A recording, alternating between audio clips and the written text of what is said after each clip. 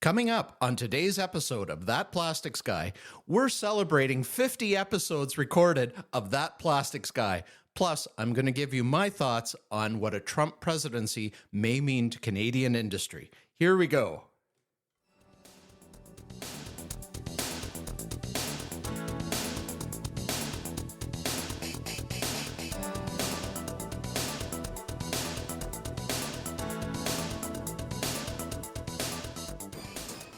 Welcome to the show. I'm your host, Kurt Stahle, That Plastics Guy. If this is your first time listening, hey, thanks for tuning in. You picked a great episode as I'm going to do a little retrospective of the past 50 episodes of That Plastics Guy. But typically, this is where I'll be sharing 4 decades of plastics industry experience with you. Today, I'm on my own doing this retrospective, but sometimes I'll have on a guest or two. I educate, share stories, showcase innovative products, and always discuss the topics and trends that affect our industry. Today's podcast is sponsored by Poly10 in Woodbridge, Ontario, compounders of colorant, processing additives, and functional master batches, and of course by my company, Simcoe Plastics Limited, where we truly have a passion for polymers. You can visit us at simcoeplastics.com or contact us at info@simcoeplastics.com. So the show has reached a bit of a milestone in terms of podcasting, 50 episodes recorded. So I think we're into the 51st one. And I wanted to take this opportunity first to thank everybody who listens on a regular basis. I see the numbers. They grow a little bit every episode, so I'm really thankful for that. And it means a lot to me that I'm bringing information to you that you find interesting and engaging and want to keep coming back for a listen. So thank you to my audience, and I do hope it continues to grow. And I promise you I will keep bringing information that's relevant, that's entertaining, and ultimately useful to you on the shop floor. So that big thank you. What I wanted to do is just a bit of a recap of how this project came along. And it starts about 12 months ago when I started working with 2 consultants in the Barrie area, Jim and Cher of Podium Prosperity. And yes, I actually had them on a Plastics Guy episode of, I think it was July or maybe August. I think August. But they're fantastic people to work with. Jim is definitely the numbers guy, if you will, and Cher is the marketing and sort of the personal branding and all of these good things. She said, "Why aren't you doing a podcast? You've got a personal brand. You're the guy. You're the guy people come to when they want to solve their plastics problems. You got to start a podcast. I would highly, highly recommend that you start a podcast." So I do have some background in public speaking, as I'm not a child actor by any means, but I was on local TV talent shows for kids. I appeared in the Stratford Festival of Performing Arts, and this was in late 1970s up until maybe 1984, 85, somewhere in that neighborhood, I think. It's going back a few lifetimes ago, but it was in that time frame. So I'm not really a complete stranger to public speaking and performing and going on camera, these types of things. So it made sense that I should at least entertain this. I did research and getting more into podcasts, what it would take to do it. I thought, well, I think I could probably pull something off and make it make sense. And certainly I have enough case studies from my own time in the industry, which dates back to 1986, when I was a teenager working for my father's molding company in Kitchener, my hometown. So there's a lot to draw on, a lot of stories, a lot of people I've met through my career. I think I've got something to say, and I could probably say it at a pretty, a minimal investment and a fairly low monthly cost. So without further ado, it was time to set up a podcast. The first thing you do, you got to name your podcast. So in talking with Cher, this thing that kept coming back is, you're this guy that everyone calls when there's a problem. And it's like, yeah, I'm sort of that plastics guy. Oh, hey, that sounds pretty good, actually. Why don't we call it, the plastics guy? No. You are the plastics guy. The plastics guy? No, I think that plastics guy. I think that's it. So I got comfortable with the name. It took, maybe a day or two of just mulling it over, and it's like, yeah, this feels right. And you do have to bring some intuition into this and try and get your head around it, make sure you feel comfortable. And a lot of people throw around the word authentic. I think it really just means that on a certain level of intuition, it feels right. And maybe that's all being authentic is. You're doing what feels right and good and is kind of copacetic with what you believe in, and that's good. And that plastics guy certainly encompasses that. So the next thing to do was to reach out to a fellow that has done some graphic design work for me in the past, and he put together a little thumbnail. So with that, at least I had some imagery. And yes, it's a very old corporate headshot. One of these days, sooner than later, I'm going to do a new corporate headshot. I like what's there, though. I look young and pretty decent. I put a few more miles on the clock since that picture. But I guess this is what they call catfishing. Yeah, it's corporate catfishing with an older corporate headshot. But I had to put together the thumbnail. Then I had to research a proper platform to host the podcast. And this platform, as they all do, will take your podcast and disseminate it to the podcast outlets that you wish. And the podcast platform that I kept coming back to was Buzzsprout. One of the reasons that I chose that was the very simple fact it was free to start, and you had 90 days of free time, sort of a rolling 90 days. And if you're not paying, after that 90 days, your podcasts start to disappear. So you have 90 days basically to try it, see if you like it, and that's all well and good. So I signed up with them, started with the free plan, put in the details of what the podcast is about, uploaded the thumbnail. Okay, great. We've got our place setting. We determined we wanted to go to the Apple Podcast platform, Spotify, and Google. So those are your three majors. I appreciate there's multiple other outlets to tune into podcasts, but at least these are the three big ones. And if I want to add others later, I can do so. That's fine. So next came the issue of hardware. And I sort of acted like a kid at Christmas because it was getting close to Christmas time when I was getting into ordering. And after doing a lot of research, the company that kept coming up is Rode. It's a company out of Australia, of all places, and they make everything you need to get going with podcasting equipment. So I bought their Rodecaster Pro 2, which seems to be, from what I could see, where you're dealing with podcasters that have their equipment on show, it seems to be the model, or at least the brand, that most seem to gravitate to. Mine is a 6-channel mixer, 4 mics, one for special effects and one for music, or if I want to bring someone in on a phone call, that'll take one of the channels. But regardless, it's a great system. They make smaller systems with 2 channels of direct mic plug-in. This is 4.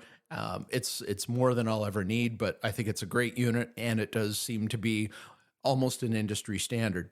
So I ordered the Rodecaster Pro 2, a couple of their microphones using XLR inputs as opposed to USB, because I'm plugging directly into their mixing board. I didn't set something up directly into a computer. A couple of boom arms and a monitor arm to mount the Rodecaster Pro 2. So everything is sort of integrated, and I was essentially off to the races at that point in time. Recording first a trailer, which is, that I think 30-second or under a minute at any rate, preview of what the channel is about, get that done. And then I gave myself a 2-week runway to do the first episode, which was sort of a lengthier introduction, talking a little bit about my background, and with a promise that I would roll out a podcast every other week. And I've been good on that promise from January up until now. And at the time I'm recording it, this is Saturday morning on, the 9th? Yes, 9th today. So here we are every 2 weeks. And what I have been doing, also true to my word, is having guests on the show. I think the first guest I had on, I'm going by memory here, was DK from Exista Corporation talking about a siloplast additive, which was fantastic. We did have some issues with getting him on through the phone coming into the Roadcaster 2 setup. I had to do some further research, found the appropriate workaround for working with an iPhone. It's a little bit different when you have an iPhone connected to this particular device. No fault of the Roadcaster device. It's an iOS issue, but it took a few bucks worth of a couple of patch cords and some other things, and that issue was fixed, so no problem. But yeah, DK was the first, and then I had Bindi Patel on, who is the owner and inventor of the EcoRect water-soluble resin, and things are moving forward with that, including the potential of a Canadian production site for that particular material. We have product on test with a couple of different film converters in the Toronto area. So we're gaining traction on that. I have had inquiries about the product based on not only podcasts about it, but also my presence in Canadian Plastics, which was, I think that was July of this year, on their digital issue first. And then I believe it's either August or beginning of September, the print issue came out, but I digress. So just doing the podcast in terms of creating visibility for myself and my company and the products that I carry was without a doubt, it was a very wise thing to do and share it to, she's part of Podium Prosperity, but the program is Trade Winds. This is the overall tune-up, if you will, of small to medium-sized business to maximize product breadth and depth and profitability and all of these good things that as a business owner you should be doing. So shout out to Jim and Cher for their program and Cher for pushing me to do the podcast. It's been a lot of fun. It is definitely one of the things I look forward to. So as we come into the summer, Cher also talked to me about something called the CDAP program. And for my friends in Canada, that was a program with Canada Revenue Agency of all places. It's the Canadian Digital Adaptation Program or Plan. I forgot which, but program. And the idea is you work with one of the CRA's approved consultants. They analyze your business. They put together a plan to build out the company's online presence and electronic software, hardware infrastructure. And once that program is approved, you get a grant to pay for the consultant, and then you're put at the head of the line with Canada's Small Business Bank, BDC, Business Development Corporation of Canada, and you can qualify for a loan that's got some rather favorable payback terms. So I did that. We have a good plan that we're implementing, and I have a wonderful person, Kim, who does my marketing collateral, but she's also quite a whiz with setting up various and sundry software-related things. So she's implementing a new CRM for me because this is not something at this point in time I feel I would not be qualified to do properly, and she's just doing a wonderful job of it. So the CDAP program really helped pay for the extras that support the podcast. I was interviewed by Canadian Plastics, then I had Mark from Canadian Plastics on the show, and I think that was very good. I'm advertising the podcast on a monthly basis with Canadian Plastics now, and we'll be doing so for 11 more months. The first airing of that was just at the beginning of this week, so I guess November 4th or 5th, whenever it came out. But that's all pretty cool. I'm excited about that. We're going to have more guests on the show. I'm talking to a couple of individuals who specialize in troubleshooting, and they've expressed an interest of coming on. But even if it takes, another couple of weeks or once we get past the U.S. Thanksgiving, maybe we'll get somebody on in December to do I'd love a multi-part series, to be quite honest, but there is so much to cover in greater detail that it will not be any problem at all to publish a long format podcast. So when I was working with this CDAP consultant, we talked about what I was doing with the podcast, and he said, you really need to do some different podcasts. You could do your long format one, but you've got to do something that talks about technical issues or a product specific thing. So, okay, well, it'll add to my workload, but what do you have in mind? And we kicked around a few ideas. And from that, Tech Tip Fridays was born. And that was the first time, since I was going to do a short podcast, somewhere between 2 or 3 minutes, that, well, I can incorporate video and people can see my smiling and aging face compared to my corporate headshot. And I've been called out on it, which is pretty hilarious. But I started, pretty conservatively, just using my iPhone. The sound, it's not that fantastic from the iPhone, but it got the job done. So I'm happy about that. And I started posting Tech Tip Fridays to LinkedIn under that Plastics Guy, that group that was created to support the podcasts, posting to Instagram under the Simcoe Plastics account. I'm not convinced that's the best format for what I'm doing with the plastics industry, but I'm going to keep with it because it's zero cost. It's a question of posting something every couple of weeks on Instagram. It doesn't take much time. And then posting to the Simcoe Plastics Facebook page, which I think has a little bit more traction to it. But definitely LinkedIn is the best place to post. So I do a Tech Tip Friday. Every week, I will record it on a Wednesday or a Thursday morning, schedule it to publish on my YouTube channel. Friday, 5 o'clock in the morning. It's an arbitrary time I picked, but for those who are on their way to work and want to listen to something techie, or my long format podcast, which is also set to publish on Mondays, but at 5 a.m., they've got something they can listen to if they want to. So that started to take off. I was getting a lot of feedback about it, and I still see on LinkedIn, maybe not as much feedback, but it's still creating impressions. So that's good. And hopefully the people that do watch it get something meaningful out of it. I specialize in, talking about products. For example, I did a 4 or 5 part series on the Purge compound that I sell, the Fresh Start product, which is a fantastic product. We've got 2 different flavors of that, a general purpose and one that's more of a chemical based, if you will, or it's a hybrid, chemical mechanical hybrid. But they're phenomenal products, and I think doing the Tech Tip Fridays on them, talking about how they're used and what differentiates them and whatnot, I think that was a great forum. And again, when you're using the iPhone, it's a very minimal investment because most of us have a phone to use, and it was simply a question of plugging it into the Rode board. So I would have an audio only file that I could post to Buzzsprout, and then I would have the audio video component on the phone, and I could post that to LinkedIn. So fast forward a few months after doing Tech Tip Friday on a regular basis, and I was able to secure the CDAP funding, the grant, and then the funding.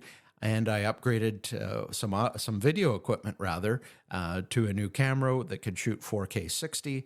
Added a few other things like a gimbal, which is kind of interesting. And if you see, now I'm doing the Tech Tip Fridays with a screen behind me, so that was added. And it's not just going to be displaying the Simcoe Plastics website. We will get to a point where we have, presentations, graphics, and whatnot that I'm referencing in the podcast. So it will become more of a tool. It's very evolutionary. Every week I try and do a couple of things that are incremental improvements in how I'm handling the recording because, I'm new to the technology side of this, and I'm very open about that.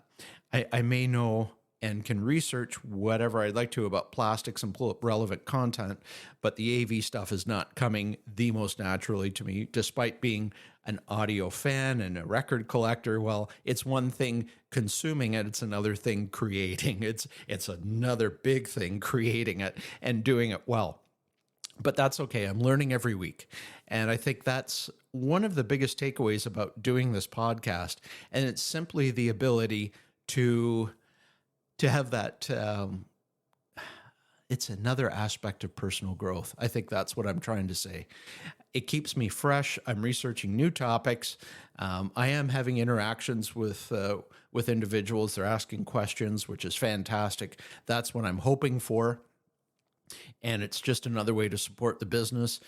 And it's a great exercise to keep my information up to date, keep it fresh, keep researching.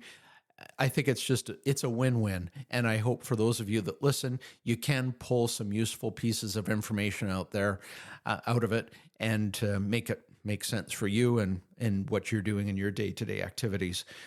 So that's really what I wanted to say about the podcast. It's going to keep coming. We're going to have more content. There's so much to talk about in this industry. I don't think I could really run out of information. And if I ever get to a point where I'm stuck, I'll revisit something I did and maybe do a better version of it. I guess the point is I'll just never run out of information. There's so much to talk about when you're dealing with a technical industry and something that is just as much art as it is science when we're talking about processing. So on to the next topic, the mini topic in the 50th celebration. and this, depending on where you sit on the political spectrum, may or may not be a celebration, but I'm going to put politics aside. President-elect Trump, he is heading back to the White House. This is no insignificant issue for Canada. The United States is Canada's largest trading partner, and for provinces such as some of the maritime provinces, Ontario, Quebec, I would assume too, certainly Alberta with oil. The United States is a massive amount of trading, and we can't ignore them. They will really have a huge effect on what we can do.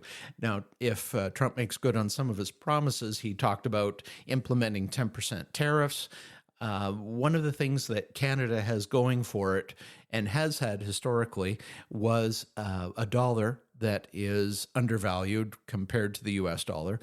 Currently I think I pay 40 cents extra. So 1.4 Canadian dollars equals $1 US. So if you're an American company wanting to source something to Canada, well, guess what? You get basically a 40% savings. And I think that is pretty remarkable. And our currency has done a lot to, protect us.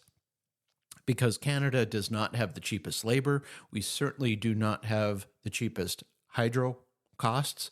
At one point in time, I think we were either the most expensive or second most expensive for hydro costs in North America. I seem to think California may have had a little bit more cost associated. I can't remember, but Canada was either the first or the second most expensive jurisdiction for hydropower. And obviously in the plastics industry, when you have machines where you're converting hydro into heat and the screw and barrel, this is not good news. Hydro is a main input cost, certainly in running the machines. And depending on, it's not as much as running resin, of course. It's not as much as purchasing the resin, of course, but it's a huge input cost.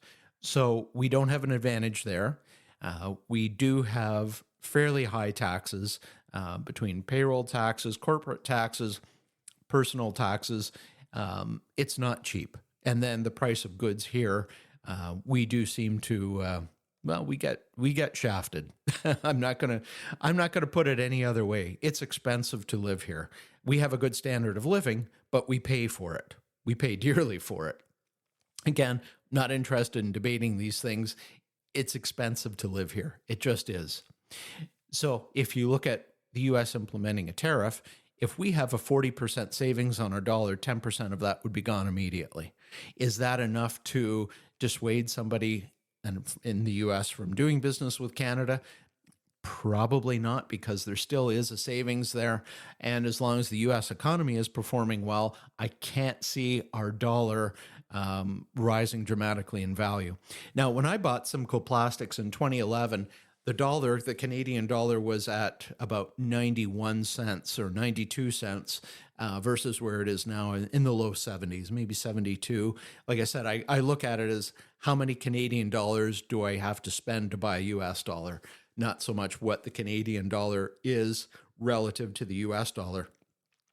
But going back to 2011 when I bought the company, it was much easier to calculate and sort of hedge my bets on a US dollar or the Canadian dollar value relative to the US dollar. When you're sitting around 90 to 92 and you've got strength in the Canadian dollar.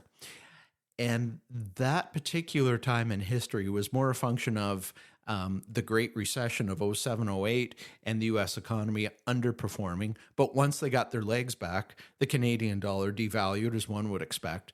And it has been in the low 70s for quite some time now. I think it probably should be maybe mid to high 70s. If it cracks 80, I'm not sure that's where it should be, but certainly mid to high 70s I think is very reasonable, and our economy is underperforming, so we're not going to see a strong dollar. We're just not, and it will likely require a change of federal government and policy for the Canadian dollar to gain any strength relative to the American dollar. So tariffs are certainly something that we have to pay attention to. And the runway for an implementation of something like that, it could be, I don't think it would be less than 30 days, but don't be surprised if it's 60 to 90 days. And it's going to be very challenging, I would think, from an administrator standpoint, to get in the swing of it, get your prices adjusted, et cetera. So that certainly is one thing to keep in mind. The second is the Trump's commitment to renegotiate the CUSMA, the modern version of NAFTA. And he's avowed to extract more concessions from both Canada and Mexico. Not that I hope he does more with Mexico. And I'm just saying that as a Canadian wanting to save my bacon a little bit. But no, he'll come after both countries, and perhaps more so in softwood lumber, which has always been something that seems to come up and be a source of contention between Canada and the U.S. I'm not sure if there will be more concessions demanded on manufactured items, but he is definitely coming in with an American first or pro-America position and wanting to rebuild the manufacturing infrastructure of America. If reshoring is coming from countries like China and whatnot, I think that's a good thing. Certainly the pandemic demonstrated that we have issues with supply security and then arguably an overdependence on transatlantic shipping. And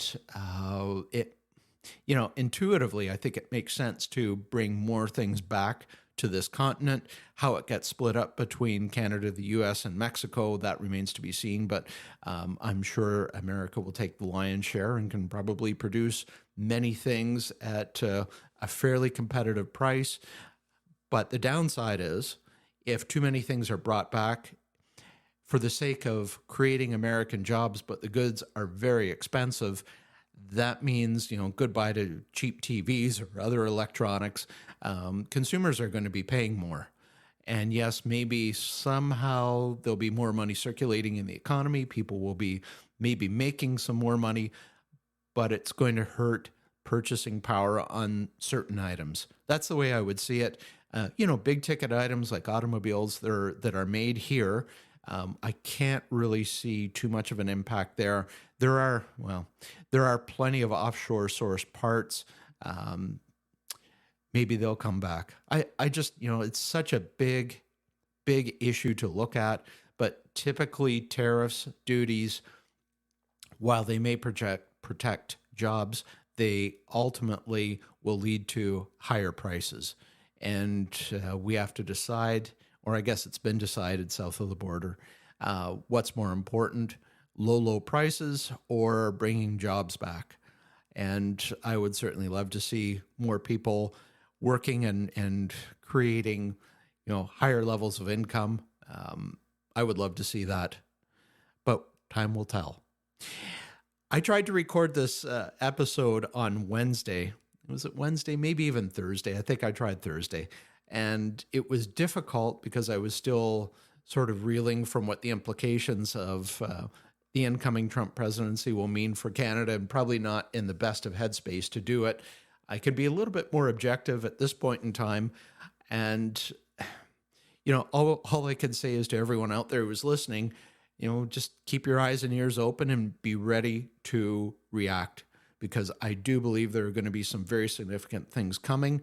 Fingers crossed it's to the benefit of the United States, but I don't know how everything is going to shake out with respect to our relationship economically with them, and we rely on them. Don't kid yourself. We don't export enough to other countries. If he does raise tariffs by 10%, one projection was that would take $7 billion out of our GDP. That's a big number. So can we make it up somewhere else, trading with another country? No idea. I just don't have a big enough view of what's going on to rightfully comment on that, but I'm sure that there will be some realignment of trade. Not everyone will perhaps want to engage in trade with the U.S. under a Trump administration. No idea. We just don't know. There's already a transition team appointed, and I would expect to see some policy announcements almost right away after he takes office. I don't think he's going to waste any time getting down to business. So we shall see. Enjoy the rest of November and December. Don't think about this, but kind of keep it in the back of your mind, I guess. That's what I'm saying.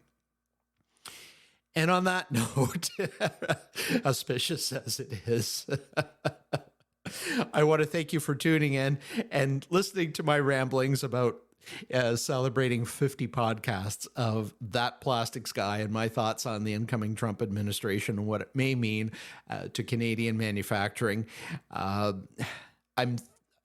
just want to say, I'm so thankful for you coming along for the ride, listening to what I have to say, and I promise to keep the content coming. More guests on the show, more product information. We'll keep the Tech Tip Fridays going, and I do hope you find it. To be useful and entertaining at the same time. So feel free to contact me on That Plastics Guy group on LinkedIn, and if you have questions, comments, ideas for a show, please put them on. I read everybody's comments. Even if you message me behind the scenes, I don't care. I read them and I'll respond to them. You can follow Simcoe Plastics on Facebook and Instagram and the YouTube channel. I've been doing a little bit of tune-up on that this week, so it has a slightly better look to it. You'll find the long format podcast being published there, as well as the Tech Tip Fridays. You can subscribe to our newsletter through the website, simcoeplastics.com. And of course, I'm on LinkedIn personally. We don't have a newsletter going out in November, but we'll have one for the holiday season. That should be out, I would think, by the end of the first week of December, give or take. And until then, until the next long format podcast and Tech Tip Friday, thanks for tuning in. Take care and bye for now.